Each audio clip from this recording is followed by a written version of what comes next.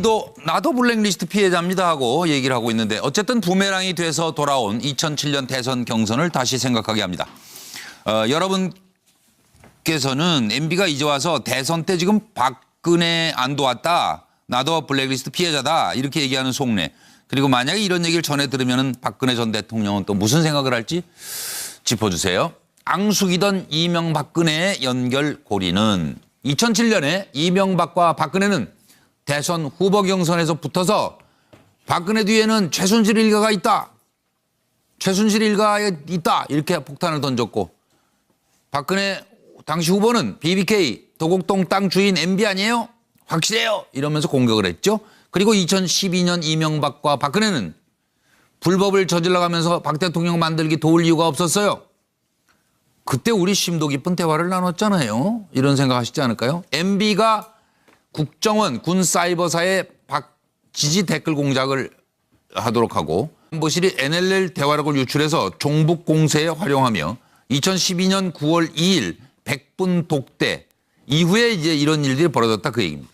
그때 나눈 대화가 뭔지 정말 알 수가 없죠. 궁금하긴 한데.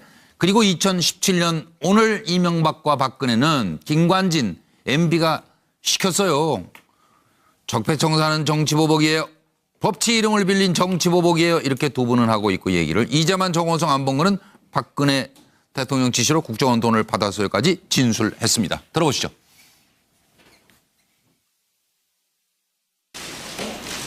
존경하는 국민 여러분, 저는 지난 6월 10일 광화문 일대가 촛불로 밝혀졌던 그날 밤에 저는 청와대 뒷산에 올라가 끝없이 이어진 촛불을 바라보았습니다. 시위대 함성과 함께 제가 오래전부터 즐겨 부르던 아침 이슬이라는 노래 소리도 들려왔습니다. 캄캄한 산중턱에 홀로 앉아서 시가지를 가득 메운 촛불의 행렬을 보면서 국민들을 편안하게 모시지 못한 제 자신을 자책했습니다. 얼마나 고생하셨어요?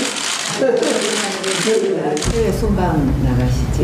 에이펙 갔다가 그다음에 그린랜드 갔다가 예. 우리나라 대통령으로서 처음. 네, 외국에서 대상국에 그걸 나가셨어요. 우리 한반도에 한 17배가 되는데 전부 그 동아리 단어가 없이 온도가 지금 온도가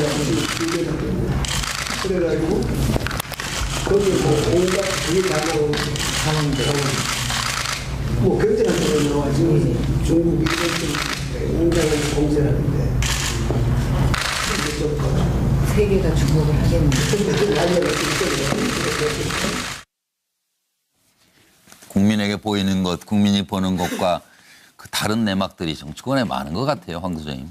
저 2012년 9월 2일 저 두 분이 청와대에서 네. 만났을 때요. 예. 많은 사람들은 자기 구도에 대해서 이명박 대통령이 박근혜 대통령을 인정을 했다. 네. 이런 소문이 났었는데 네. 그 뒤에 보면 이 당시 문재인 민주당 후보와 안철수 후보의 단일화 점을 전후해서요. 10월 달부터 11월 달까지 그 당시에 이 뭡니까? 이 한나라당 일각에서는 끝도 없이 박근혜 전 대통령이 임기 단축해서 네. 이원 집정부제 개헌을 약속하라고 강요를 했습니다. 네. 그렇게 하지 않으면 뭔가 여권 내부에 문제가 생길 것처럼 압박을 했는데요. 근데 하지 않았죠. 그래서 저 두 사람은 서로가 끝까지 서로를 안 믿었다라는 게 제가 볼 때는 정설이고요. 예. 자, 이명박 전 대통령은 한편으로는 그렇게 이야기하면서 이 원세훈이나 그 밑에 있는 사람이 저거가 살라고 예. 박근혜한테 아부했다. 이제 이렇게 이야기를 할 수 있겠죠. 최악의 경우에는. 예. 그 박근혜 전 대통령은 저 사람들 때문에 자기가 대선 때 막판에 네. 얼마나 고생을 했는데 안 될 뻔도 했다. 그게 뭐냐면 국정원 댓글이 대선 한 일주일 앞두고 터져가지고 네. 마지막에 분위기가 이 싱숭생숭했지 않습니까? 네. 떠올라게 한 게 아니라 네. 날 죽이려 해놓고 이랬습니다. 예. 그래서 이 서로가요. 예. 누굴 잘 믿기 어려운 사람. 서로가 서로에 대해서 그때 일을 가지고는 생각도 해보기 싫다 할 정도로 예. 불신을 하는 사이다고 저는 그렇게 봅니다. 블랙리스트 피해자인 건 맞아요? 저 MB도? 블랙리스트 피해자요? 네. 저는 뭐가 블랙리스트 피해인지 잘 기억이 안 나네요. 차 의원은 아세요? 네, 알죠. 그럼 좀 이따가 마지막에 이번에 차재원 교수는 안다니까 좀 이따 들어. 예. 저는 이렇게 생각을 해봤습니다. 지금 제가 이 집합으로, 교집합을 하나 그리는 예, 거예요. 예. 그러니까 지금 이명박 대통령이 생각했을 때는 자신이 지금 그 박근혜 전 대통령 공통점은 뭐냐? 같이 똑같이 정치를 했고 대통령을 했다는 건 똑같은데 네. 지금 자신이 처해 있는 것은 정치적 보복이고 네. 지금 박근혜 전 대통령은 정치 책임을 져야 될 입장에 있다고 보는 거죠. 아. 그러니까 지금 이명박 대통령 입장에서 보면 박근혜 전 대통령 파면도 당했고 네. 사직도 당했는데 네. 그러니까 똑같이 지금 박근혜 전 대통령 나까지 끌고 들어가냐? 예, 정치 보복을 이야기를 하고 네, 있거든요. 네. 그렇다고 한다면 자기가 지금 정치 보복 프레임을 걸고 있는데 네, 네. 박근혜 전 대통령은 똑같이 정치 보복 프레임을 걸면 네. 이게 안 먹히잖아요. 예, 그러니까 예. 차별화를 시켜야 되는 거죠. 네. 그렇기 때문에 차별화 전략을 알겠습니다. 쓰고 있는 거고요. 예. 여기에 대해서 아마 박근혜 전 대통령 상당히 아마 좀 그 배신감을 느낄 겁니다. 그래서 제가 뭐라고 그러게요. 썼냐면 예. 나도 서청노원처럼 해봐 이런 이야기를 했는데 네. 아까 말씀하신 거 2012년 9월 2일 날 해동 때 녹취록 내가 한번 까볼까?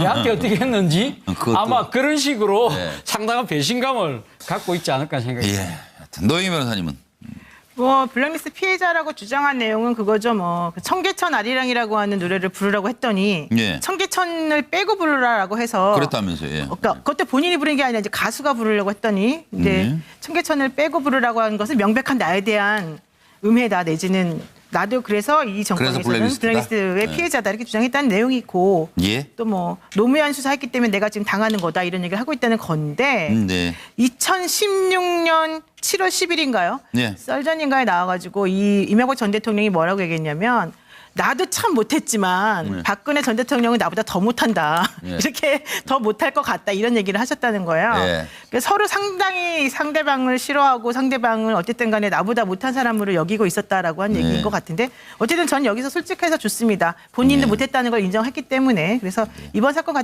이번 같은 경우에도 그 사실 대통령을 하신 분들이 이런 식으로 정말 어떤 국민도 납득할 수 없을 만한 주장을 내세우면서 블랙리스트 피해자다라는 식으로 얘기하는 것 자체도 사실은 저는 이해할 수가 없고 조금 부적절하다고 보는데 그러게요.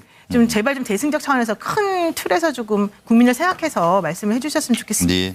양 박사님 어떤 생각 드셨어요? 뭐 이명박 대통령이 불법을 저질러 가면서 박 대통령 만들기를 할 이유가 없었다라고 그 얘기죠. 하지만 네, 이유가 네. 많지요. 네.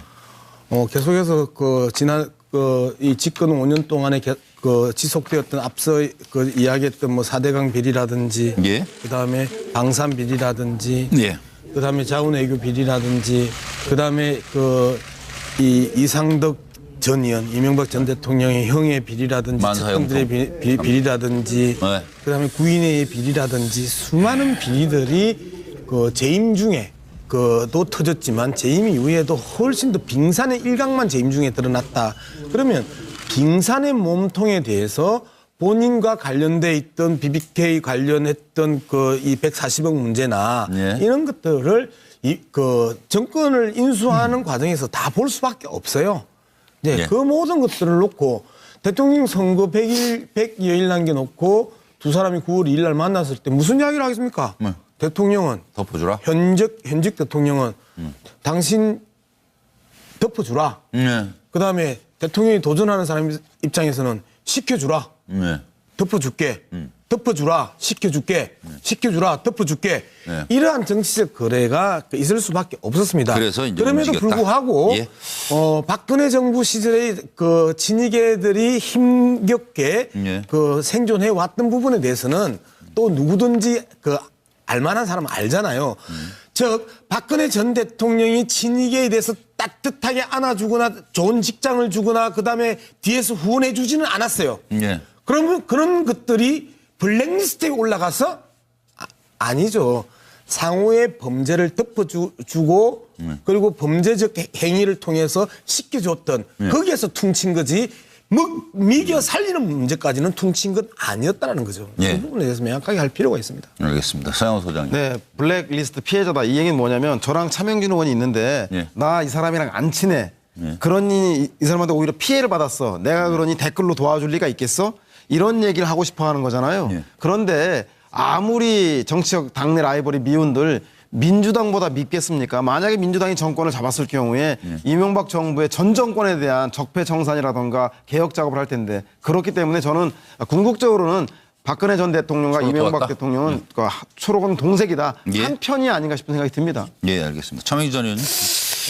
제가 그 가끔 이제 권력의 법칙을 얘기하는데 오늘도 이 권력의 법칙 하나가 있습니다.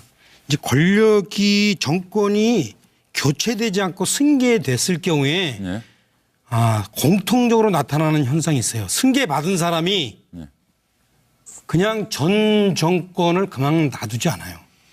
노태우로부터 승계받은 YS는 노태우를 어떻게 했어요? 까먹어다 집어넣어 버렸어요. 네. 그다음에 DJ로부터 승계받은 노무현은 DJ를 어떻게 했어요? 대북 송금 사건으로 네. 엄청 괴롭혔어요. 그 당시에 제가 잘 알아요. DJ 대통령이 거의 그 인사불성인 상태로 그 자신의 그 처신을 예. 할 수밖에 없었던 그런 상황으로 몰렸어요. 예. 그런데 저는 사실 MB로부터 박근혜로 정권이 승계되고 나서 MB도 그러한 모형으로 될 줄 알았어요. 그런데 뭘 잘못한 게 있는데요? 여러 가지 이제 그 건수를 잡으면 그렇게 되는데 그런데 우리 예상과 달리 MB는 사실은 건재했어요. 네, 그랬죠. 예. 네, 잘 지나갔죠. 그렇죠. 네. 그러니까 MB가 비록 예, 예. 4대강 등으로 박근혜 전 대통령에 대해서 예. 불만설인 얘기를 몇 번 한 경우는 있지만 네, 네. 그래도 그럼에도 불구하고 네. 그 전 대통령들이 승계하고 나서 네. 처했던 처지에 비하면 MB는 상당히 양호한 거예요. 그래서 MB가 아마 그 전 대통령들 앞에서 상당히 자기가 그 안 좋은 처지라고 불만을 드러내면 네. 아마 전 대통령이 이랬을 거예요, 다들. 자넨 그래도 우리보다 낫네. 네. 이렇게 해서 아마 그리고 박근혜 전 대통령도 MB한테 그 얘기 했을 거예요. 다른 사람 보세요. 다른 사람은 쇠고랑 찼어요. 예. 내가 당신을 지켜주는 게 예. 당신한테는 얼마나 다행인 줄 아세요? 아마 그 얘기 하지 않았을까. 그건 이제 추억이 돼버릴 것 같고 지금. 네. 그 다음 질문이 바로 이건데요. 2007년에 대선 경선에서 불거졌던 얘기입니다. BBK, 다스, 최태민 일가 의혹. 그것이 지금 두 사람에게 부메랑이 돼서 돌아오고 있습니다. 지금은 무슨 생각들을 하고 있을까가 궁금합니다. 들어보시죠. 도곡동 땅이 누구 땅이냐? 검찰은 이미 다 알고 있습니다. 알고도 왜 덮고 있습니까?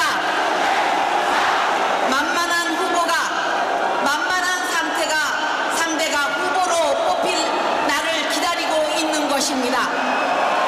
떳떳하다면 하늘이 두 쪽이 나더라도 내 땅이 아니라고 말할 것이 아니라 검찰에 동의서만 갖다 주면 됩니다.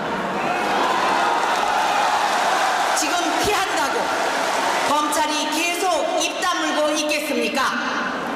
주가 조작으로 수많은 사람들에게 피해를 준 BBK는 누구의 회사인가?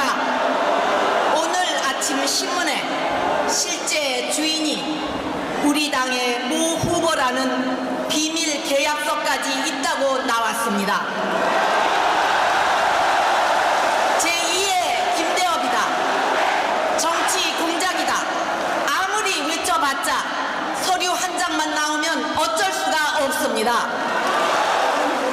뭐 도곡당이 어떠다고요? BBK가 어떠가요? 새빨간 거짓말입니다, 여러분.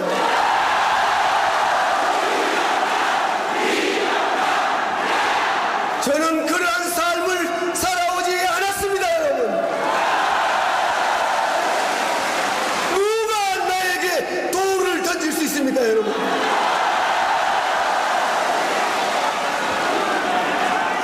저는 이 경선에서 떨어뜨리는 세력이 있는 줄 압니다. 왜 이명박을 두려워합니까? 본선에서 이길 수 없기 때문에 저를 경선에서 떨어뜨리는 공작과 음모가 있는 것입니다, 여러분. 최순실 씨나 그 최태민 목사나 이런 분이 결코 유경재단 일에 관여한 적이 없습니다. 저는 당 대표 시절에 제가 어떻게 당을 그 커다란 제1야당을 운영을 했는지 많은 의원님들도 보셨고 국민들도 다 지켜보셨지만 제 맡은 일을 그렇게 소홀히 하는 사람이 아닙니다. 최태민 씨하고 그의 딸 최순실 씨가 후보와의 친분을 내세워서 재단의 운영에 관여하면서 각종 전횡을 일삼았다. 그래서 직원이나 관계자들이 이를 반발하였다. 그것이 원인이다. 이렇게 얘기하는데 어떻습니까? 그때 이제 소요가 있었습니다. 좀 재정 압박을 많이 느껴서 구조조정을 할 수밖에 없었습니다. 그래서 구조조정을 한 후에 거기에 그 불만을 품은 직원들이 그걸 갖고 소요도 있었고 좀 무슨 오해가 그때 있어가지고 그 최태민 목사 물러가라든지 뭐 그런 식으로 그 데모를 했습니다. 근데 그거는 순전히 오해고. 명식 상호 토론이 이어지겠는데요. 이번엔 박근혜 후보 차례입니다. 이 후보께서는 그 기업인 그 경력을 내세워서 경제 대통령을 주장하고 계십니다. 같이 동업을 한 그 김경준 씨 주장대로라면 많은 투자자들한테 정말 피눈물을 흘리게 한 그런 그 주가 조작 사건이 거기서 일어났습니다. 역시 네거티브입니다. BBK는 법적으로나 모든 면에서 전혀 관계가 없는 것을 자꾸 우리 박 후보께서는 두 번째 똑같은 질문을 하시는데 관계없다는 걸 말씀을 드리고. 근데 이제 뭐 김경준 씨가 9월 달에 와서 다 밝힌다고 하니까 그때 또 들어보겠지만 자신은 그냥 이 후보 아래서 일을 한 것이 맞다. 이런 그 얘기거든요. 박 후보께서 사실 팩트를 잘 알지 못하고 아마 다른 사람들이 그렇게 했다고 적어주신 걸 보고 자꾸 그대로 말씀하시는 것 같습니다만은. 무슨 신기루가 지나간 것 같기도 하고 참. 이거 그냥 넘어가요? 짧게 하시고 들어가죠. 뭐. 네. 천홍희 전 의원부터. 그러니까 저걸 보면서 생각하는 게 이거예요. 내부의 적이 외부의 적보다 훨씬 무서워요. 그렇죠. 그러니까 저는 저하고 지금 생각 다른 여기 무슨 뭐 양 소장 그다음에 서 소장 뭐 이런 사람보다 사실은 저희 당 내에서 제 자리를 항상 호시탐탐 노리는 사람들이 더 무섭습니다. 그래서 아마 노무현 전 대통령이 이런 얘기 한 것 같아요. 정치하지 마라. 농담 아니다. 예. 그 얘기가 아마 제가 볼 땐 모든 정치인들한테 통하는 것 같아요. 예. 예.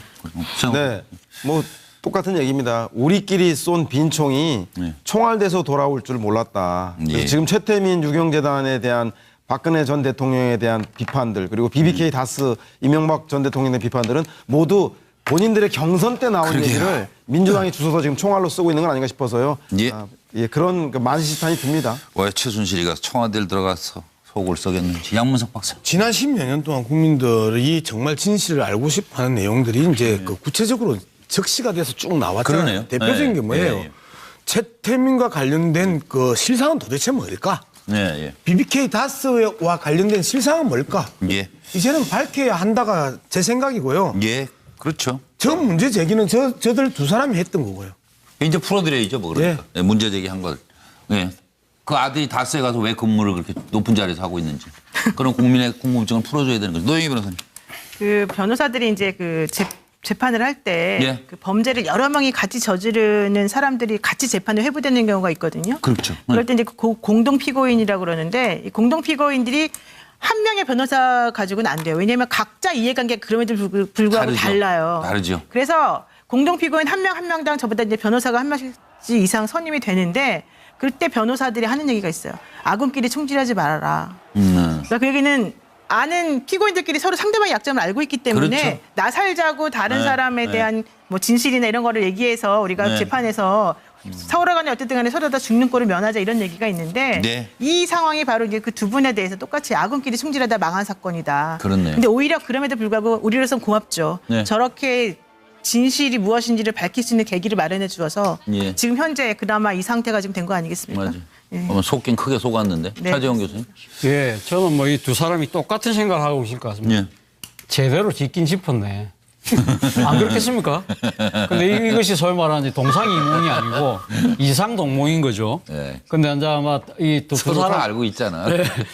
그러면서 두 사람은 또 이런 생각을 하겠죠. 네. 야, 이게 사필기정이야, 예. 사필기정. 예. 근데 본인들 입장에서는 그것이 사필기정이 되면 안 되는데, 그죠? 네. 근데 국민들 입장에서 사필기정이 돼야 되는데 말이죠. 그러게 말입니다. 자, 황 소장님 어떤 우리나라에 아마 평가하시겠어요? 막판까지 저렇게 평평하게 경선을 한 어떤 후보는 두 사람이. 당내에 딱 네. 유일할 겁니다. 그런데 두 사람 예, 그러니까 대통령이 평평하니까 서로 각자 베팅한 사람들이 많이 생기면서요. 네. 오만 것을 다 끌어냈죠. 예. 근데 저 두 사람은 이 경선할 때부터 그다음에 각자 대통령을 할 때부터 예.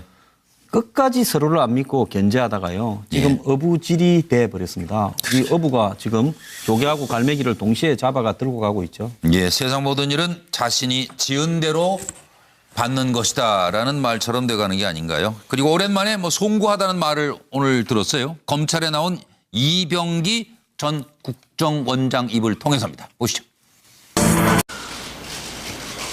시위대 함성과 함께 제가 오래전부터 즐겨 부르던 아침 이슬이라는 노래 소리도 들려왔습니다.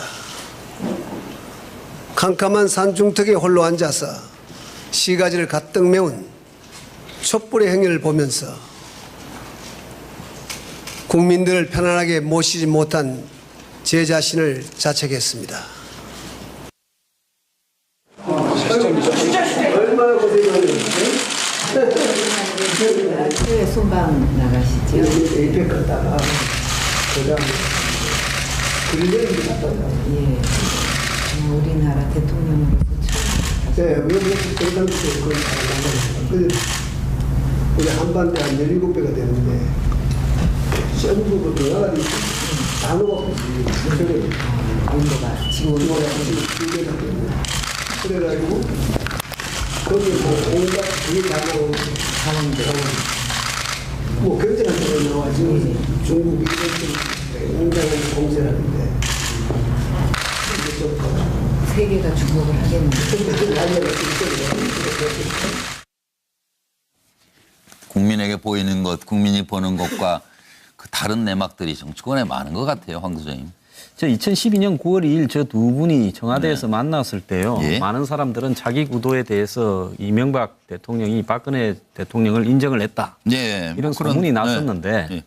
그 뒤에 보면 이 당시 문재인 민주당 후보와 안철수 후보의 단일화 점을 전후해서요. 10월 달부터 11월 달까지 그 당시에 이 뭡니까? 이 한나라당 일각에서는 끝도 없이 박근혜 전 대통령이 임기 단축해서 네. 이원 집정부제 개헌을 약속하라고 강요를 했습니다. 네. 그렇게 하지 않으면 뭔가 여권 내부에 문제가 생길 것처럼 압박을 했는데요. 나도 블랙리스트 피해자입니다 하고 얘기를 하고 있는데 어쨌든 부메랑이 돼서 돌아온 2007년 대선 경선을 다시 생각하게 합니다. 여러분께서는 MB가 이제 와서 대선 때 지금 박근혜 안 도왔다. 나도 블랙리스트 피해자다. 이렇게 얘기하는 속내. 그리고 만약에 이런 얘기를 전해 들으면 박근혜 전 대통령은 또 무슨 생각을 할지 짚어주세요. 앙숙이던 이명박근혜의 연결고리는 2007년에 이명박과 박근혜는 대선 후보 경선에서 붙어서 박근혜 뒤에는 최순실 일가가 있다. 최순실 일가에 있다. 이렇게 폭탄을 던졌고 박근혜 당시 후보는 BBK 도곡동 땅 주인 MB 아니에요? 확실해요. 이러면서 공격을 했죠. 그리고 2012년 이명박과 박근혜는 불법을 저질러가면서 박 대통령 만들기 도울 이유가 없었어요. 그때 우리 심도 깊은 대화를 나눴잖아요. 이런 생각하시지 않을까요? MB가 국정원 군사이버사의 지지 댓글 공작을 하지 않았죠. 그래서 저 두 사람은 서로가 끝까지 서로를 안 믿었다라는 게 제가 볼 때는 정설이고요. 예. 자, 이명박 전 대통령은 한편으로는 그렇게 이야기하면서 이 원세훈이나 그 밑에 있는 사람이 저거가 살라고 예. 박근혜한테 아부했다. 이제 이렇게 이야기를 할 수 있겠죠. 최악의 경우에는. 예. 그 박근혜 전 대통령은 저 사람들 때문에 자기가 대선 때 막판에 얼마나 고생을 했는데 안 될 뻔도 했다. 그게 뭐냐면 국정원 댓글이 대선 한 일주일 앞두고 터져가지고 네. 마지막에 분위기가 싱숭생숭했지 않습니까? 예. 떠올라게 한 게 아니라 예. 날 죽이려 해놓고 이랬습니다. 예. 그래서 이 서로가요. 예, 누굴 잘 믿기 어려운 사람. 서로가 서로에 대해서 그때 일을 가지고는 생각도 해보기 싫다 할 정도로 예. 불신을 하는 사이다고 저는 그렇게 봅니다. 블랙리스트 피해자인 건 맞아요? 저 MB도? 블랙리스트 피해자요? 네. 저는 뭐가 블랙리스트 피해인지 잘 기억이 안 나네요. 차 의원은 아세요? 네, 알죠. 그럼 좀 이따가 하도록 하고, 안보실이 NLL 대화록을 유출해서 종북 공세에 활용하며 2012년 9월 2일 100분 독대 이후에 이제 이런 일들이 벌어졌다 그 얘기입니다. 그때 나눈 대화가 뭔지 정말 알 수가 없죠. 궁금하긴 한데. 그리고 2017년 오늘 이명박과 박근혜는 김관진 MB가 시켰어요. 적폐청산은 정치보복이에요. 법치 이름을 빌린 정치보복이에요. 이렇게 두 분은 하고 있고 얘기를. 이재만 정호성 안봉근은 박근혜 대통령 지시로 국정원 돈을 받아서까지 진술했습니다. 들어보시죠.